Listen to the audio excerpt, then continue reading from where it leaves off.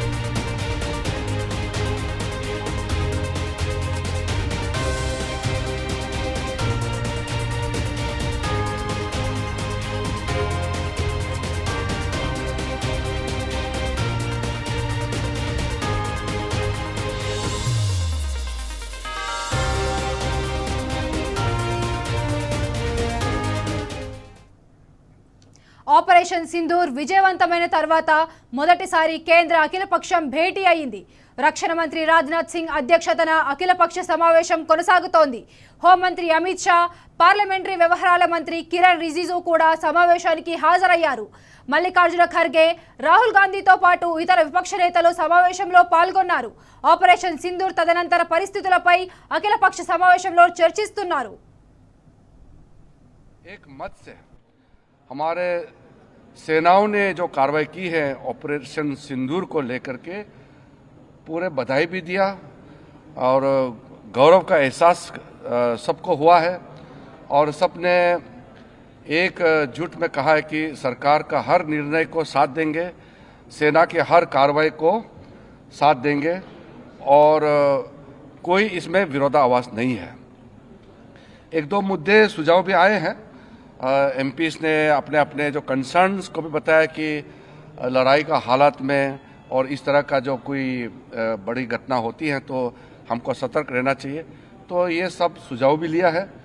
और सब political parties ने ये चीज़ भी बताया कि पूरा देश, सिर्फ पॉलिटिकल पार्टीज़ ही नहीं, पूरा देश एक साथ है, ये भी सबने बताया।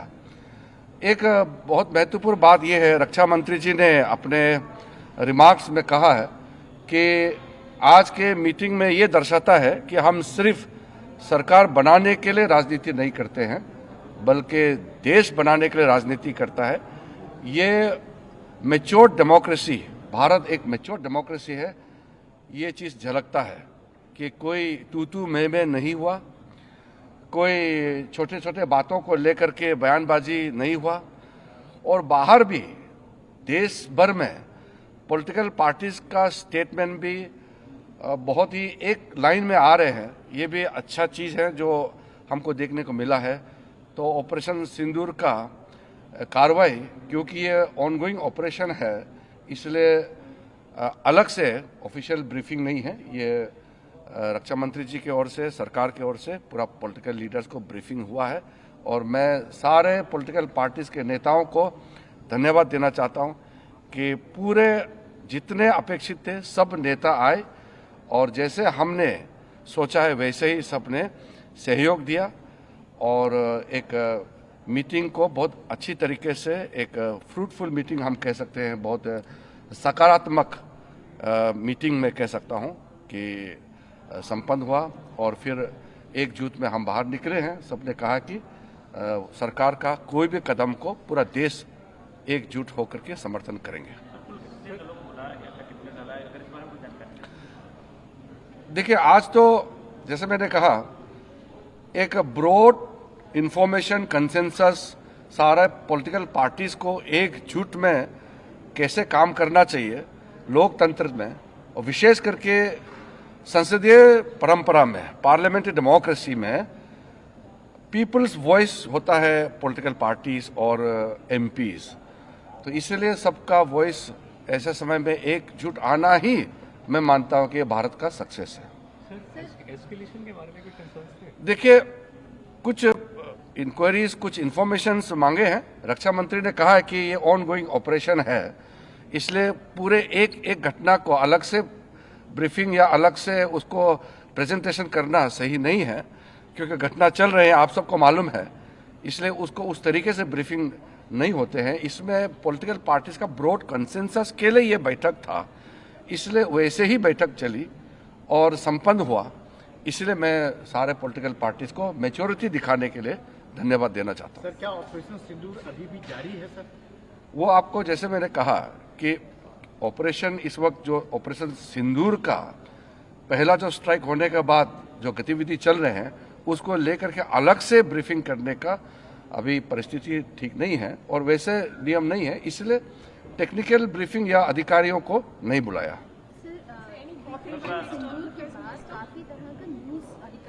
देखिए, फेक न्यूज़ के बारे में हमारे कई सदस्यों ने उठाया है।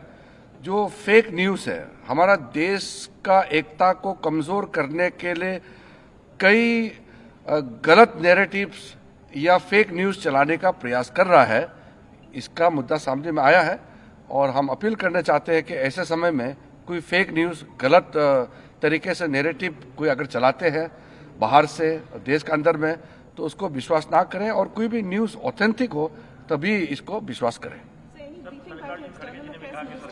It is a composite meeting, so Raksha Mantri briefed on behalf of the government. Thank you.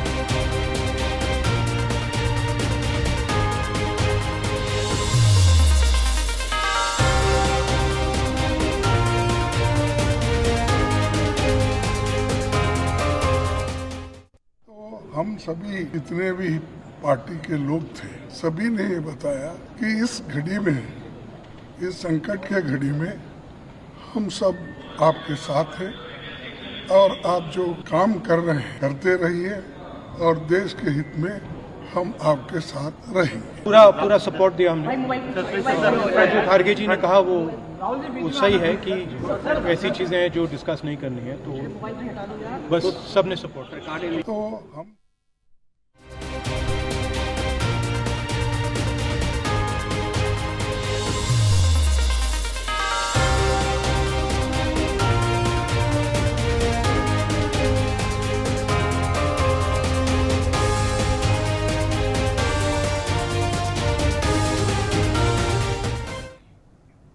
Operation Sindoor విజయవంతమైన తర్వాత మొదటిసారి కేంద్ర అఖిలపక్షం భేటీ ముగిసింది.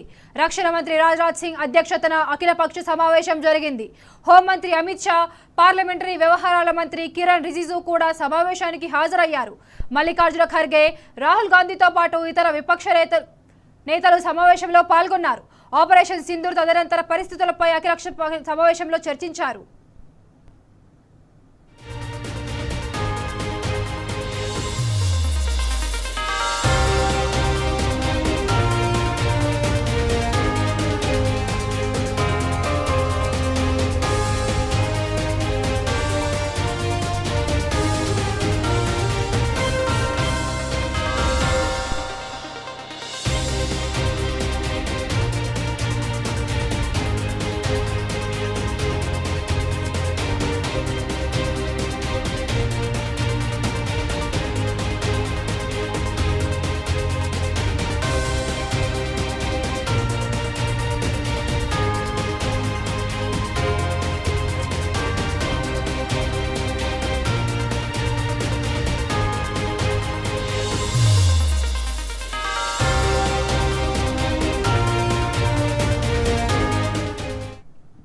ఆపరేషన్ సింధూర్ విజయవంతమైన తర్వాత మొదటిసారి కేంద్ర అఖిలపక్షం భేటీ ముగిసింది. రక్షణ మంత్రి రాజ్నాథ్ సింగ్ అధ్యక్షతన అఖిలపక్ష సమావేశం జరిగింది.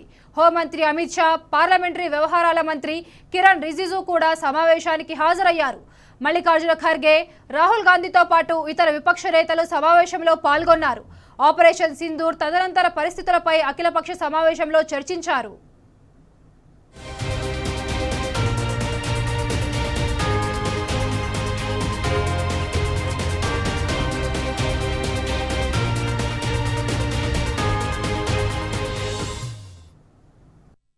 हम सभी जितने भी पार्टी के लोग थे सभी ने ये बताया कि इस घड़ी में, इस संकट के घड़ी में हम सब आपके साथ हैं और आप जो काम कर रहे हैं करते रहिए और देश के हित में हम आपके साथ तो ये जिहाद का नाम लेकर, ये भारत में गलत नाम लेकर कत्ल करना चाहते हैं, आतंक फैलाना चाहते हैं। तो यूएस को हम रिक्वेस्ट करें, उनको लॉबी करें कि ये टीआरएफ को एक फॉरेन टेररिस्ट ऑर्गेनाइजेशन बनाए, पाकिस्तान को एफएटीएफ के ग्रे लिस्ट में डाला जाए। यूनाइटेड किंगडम से हमने ट्रेड डील किया है, अब क्या क्या बहुत सी चीज़ें कम हो जाएंगी, टैरिफ कम होगा, तो हम यूके गवर्नमेंट से कहें कि वो भी टीआरएफ को बैन करें और यूके ट्रेजरी पाकिस्तान को सैंक्शन करे। यूनाइटेड स्टेट्स से हम ट्रेड डील करने जा रहे हैं और यूएस प्रेसिडेंट ने कहा कि ज़ीरो टैरिफ होगा एग्रीकल्चर पर, तो ये मोर द रीज़न है कि हम यूएस भी इसको कबूल करें। अब कश्मीर में गवर्नमेंट के पास एक बहुत सुनहरा मौका है, तारीख़ी मौका है कि वो यकीनन पाकिस्तान को कन्फ्रंट करें मगर कश्मीरियों को अडॉप्ट करें। आप कश्मीरियों को ख़रीब करें और ख़ास तौर से मैंने कहा कि जो पूंछ में जो लोगों की मौत हुई, सिविलियन लोगों की, और उरी में जो लोग ज़ख्मी हुए, जिनके घर को नुकसान पहुंचा, गवर्नमेंट उनको टेररिस्ट विक्टिम का ऐलान करे क्योंकि पाकिस्तान शेलिंग में उनकी मौत हुई है, और सिक्योरिटी रिलेटेड एक्सपेंडिचर के तहत मरने वालों को एक्सग्रेशिया दे और सरकार उनका घर बना के दे। और मैंने कहा कि साउथ कश्मीर में गवर्नमेंट को बहुत एहतियात से काम करने की ज़रूरत है, वहाँ के यूथ को हमको ख़रीब करना है। और जो ऑपरेशन सिंदूर हुआ उसका मेरी नज़र में सबसे बड़ा इम्पोर्टेंस ये है कि मुरीद के और भावलपुर पर अटैक होना, ये नॉन टेररिस्ट ऑर्गेनाइजेशन के हेडक्वार्टर्स हैं, ये बहुत अहम बात है जिसको हमको समझने की ज़रूरत है। मिलिट्री स्ट्रेटजी वाइज आप देखेंगे अब हमारे देश के लिए दो फ्रंट पे हॉस्टिलिटी होगी, एलएसी और एलओसी पर, इसलिए कि जब 16 में उरी हुआ, 2019 में हम बालाकोट किए, आज हमारी 50,000 फौज गलवान और पे बैठी हुई है। तो ये टू फ्रंट हॉस्टिलिटी को हमको देखने की ज़रूरत है। चाइना से हम इतना एक्सपोर्ट कर रहे हैं, इंपोर्ट से ज़्यादा चाइना से इतना इंपोर्ट कर रहे हैं, एक्सपोर्ट से ज़्यादा हो रहा है, तो हम चाइना पर भी इम्प्रेस करें कि वो पाकिस्तान को, टीआरएफ को, जितने टेररिस्ट वांटेड हैं इंडिया, उसको हवाले करें। और गवर्नमेंट से मैंने गवर्नमेंट से कहा कि आपने अच्छा जवाब दिया ओआईसी को, और तुर्किया को हमको समझाना है कि तुर्किया पूरे विश्व में एक ऐसा कंट्री है जो अपने ही देश में जो टेररिस्ट ऑर्गेनाइजेशन है कर्ड्स, उनको बॉम्ब करता है। इराक में जब तक उनसे डील नहीं हुई वहाँ बॉम्ब करता था, अब सीरिया में भी बॉम्ब करता है वो। तो तुर्किया को समझाने की ज़रूरत है कि जब आप कर्ड्स के ऊपर जो टेररिस्ट ऑर्गेनाइजेशन है उनको आप एक्शन ले सकते हैं, तो भारत पे क्यों वो सवाल उठा रहे हैं। और